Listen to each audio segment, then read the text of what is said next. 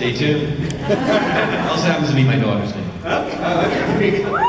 We should learn that Carter's middle name is Samantha as well. Yeah, that's what we all have in common. Well, aren't these the most, the names blow me away, because I always do my research starting from a character's name. These are the most, I've never heard these names, these character names. And where do you guys come up with these names? Johnny Carter, that's dope. And John and Jim. So I'm like, hi Jim, John Jim. Realize we have more audience questions over there. We'll go to the first one on that side. Hi. My question is, since Reese is surrounded by such strong female characters that can come and rescue him, and he's led such are we ever going to see Reese just lose his shit? Reese is semi-retired right now. He's letting his harem do a lot of the work.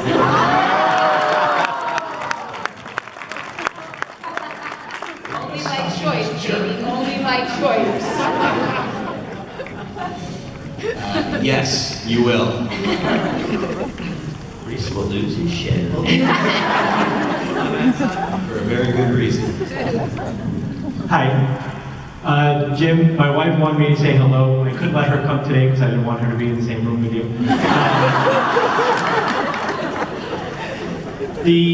The balance between having stories that wrap up in one episode where you help someone and then the overreaching arc that lasts 1, 2, or 3 seasons. How do you try to strike a good balance? Because I know we generally fall in love with those single episode stories, but then we get intrigued by the arcs, and how do you keep one from taking over from the other?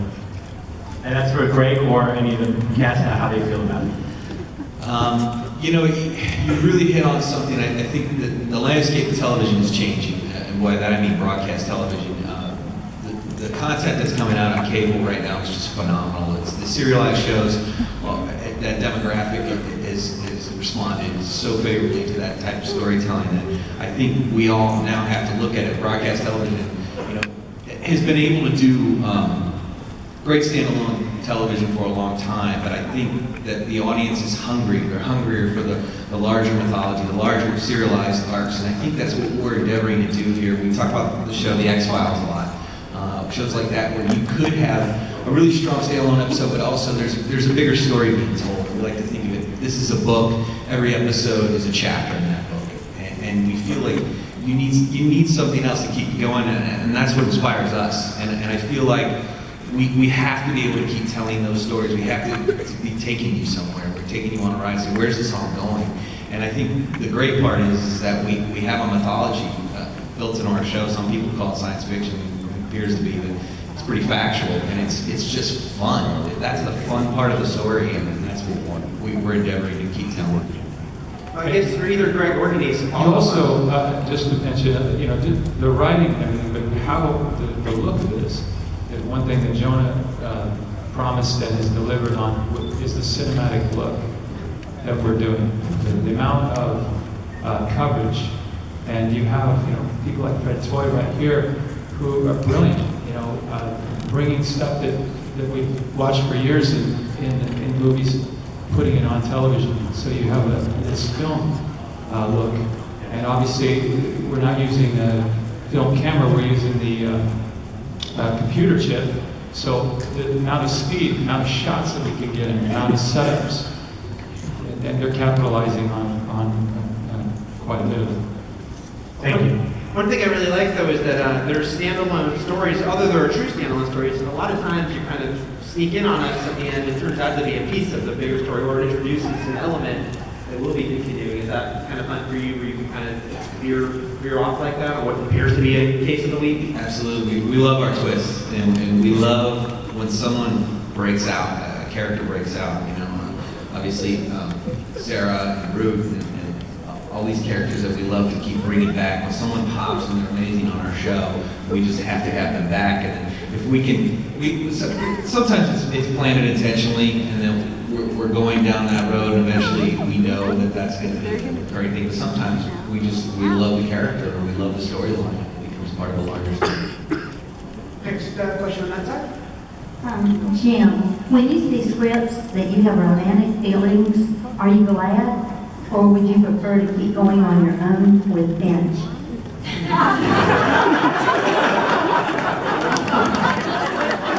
How do you know? Theirs is the greatest love story ever told. How do you know there's a romantic feelings for Finch?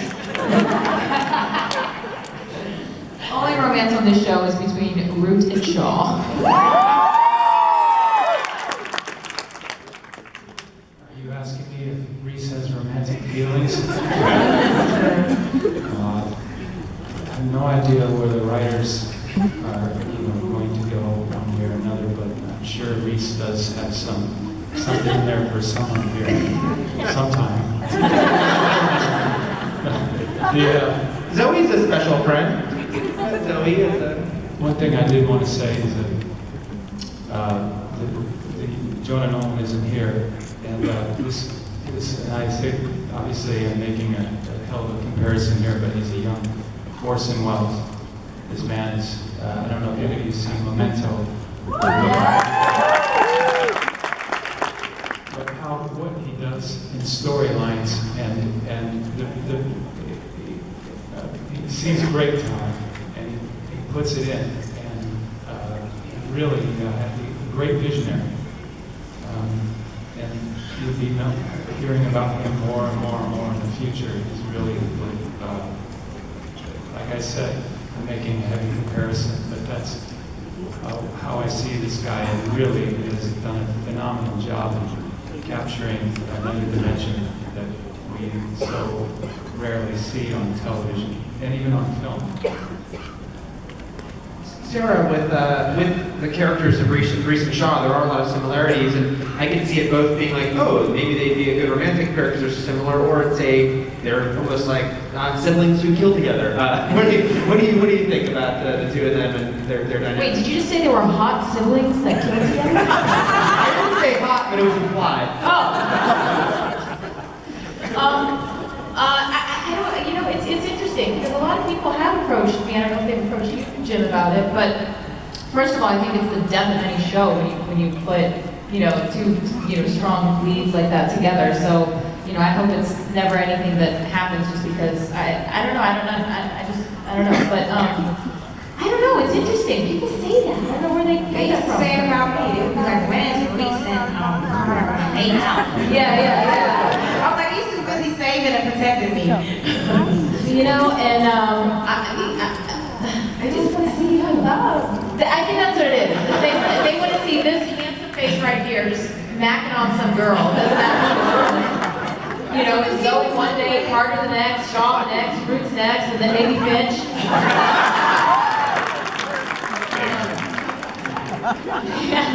These are all for season 4 and 5, right? But I like the hot siblings that like to kill. I like that a lot. I hope I remember correctly on this side now. Yeah. Okay. Thank you for coming, first of all, to Comic-Con, because I'm a very big fan of your show and I love your show. But my question is for Carter. Yes. If your son came to you and said, I want to go to the police force, knowing all that you've been through, how would you feel about that? Carter, the character. Yeah. She's a cop, down to her very soul. She'd probably be very proud of him because she knows what she raised, and he would never fall on the dark side. So she would be very proud.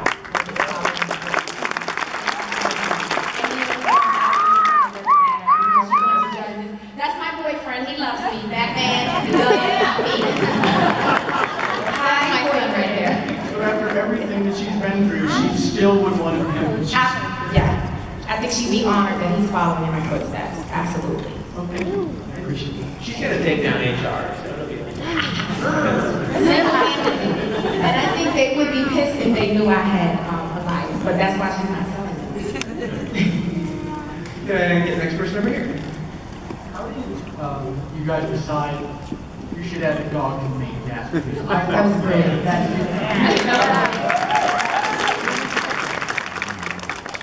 His basic question is, why did you wait so long? That dog is amazing. Yeah.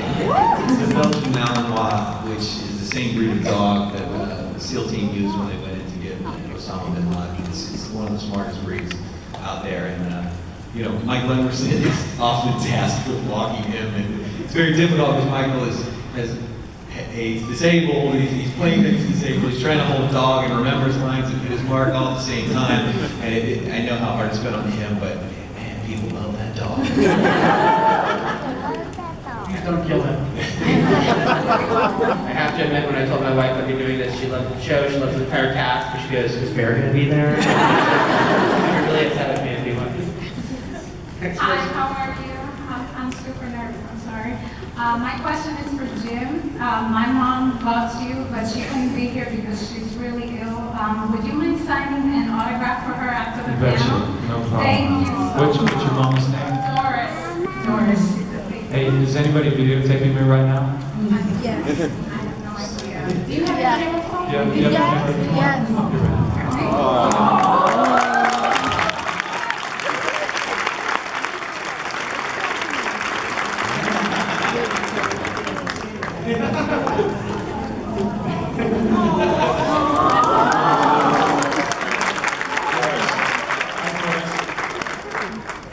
Doris, I love you.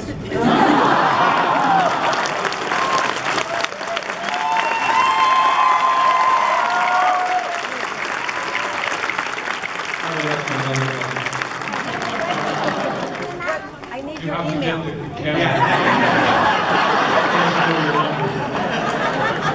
It's just a hero, I can't give it to you.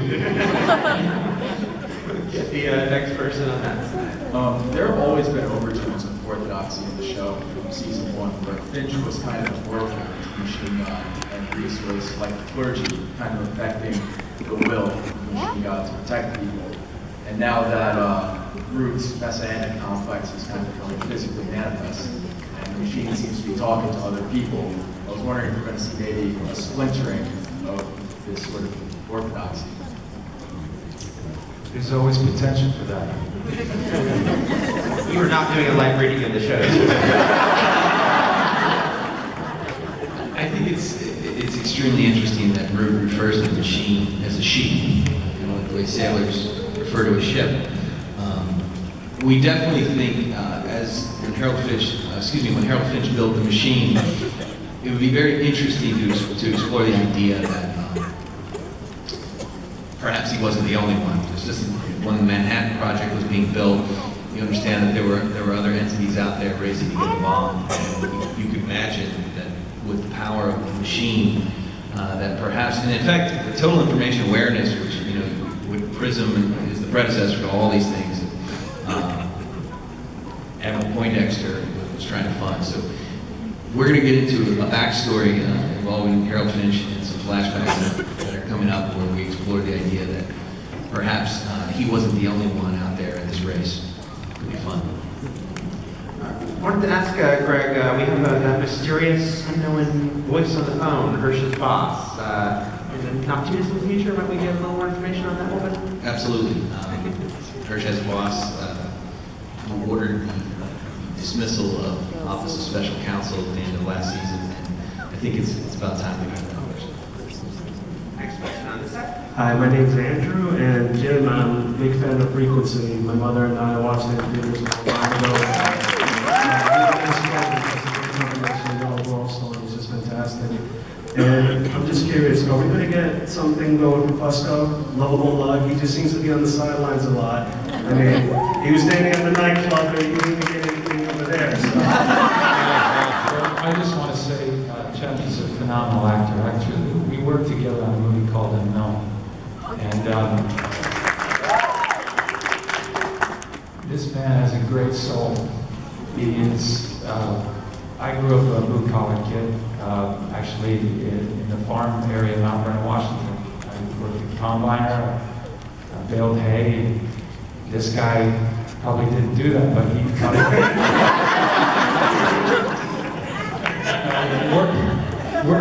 was like worked on a work or something like that. But I have a great connection with this fella. And there's obviously a beautiful love-hate relationship between him and Fusco. But between me and him, this is a tremendous human being.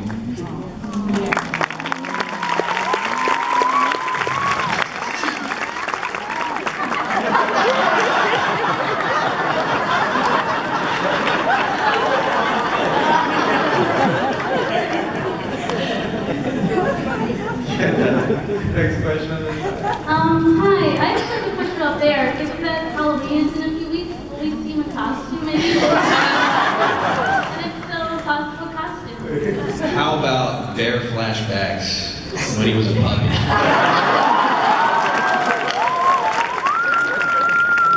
Putting it out there. That would go over very well, actually. There's Joe's with the game.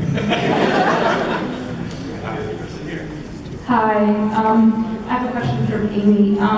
So I like that you continually say that you don't think Groot is crazy, because I think Groot is completely sane, and I love how, I know, okay, but I mean, like, there's a lot of, like, issues with that, but, yeah, I love, like, in last season, when there was kind of, like, this whole idea, like, is she Hannah, and it's like, oh, something happened to her, and then you go to finish, like, oh, that's so sweet that you think something happened to me, like, so how do you think, I mean, not like what did happen, because we saw some of her background, but what do you think motivates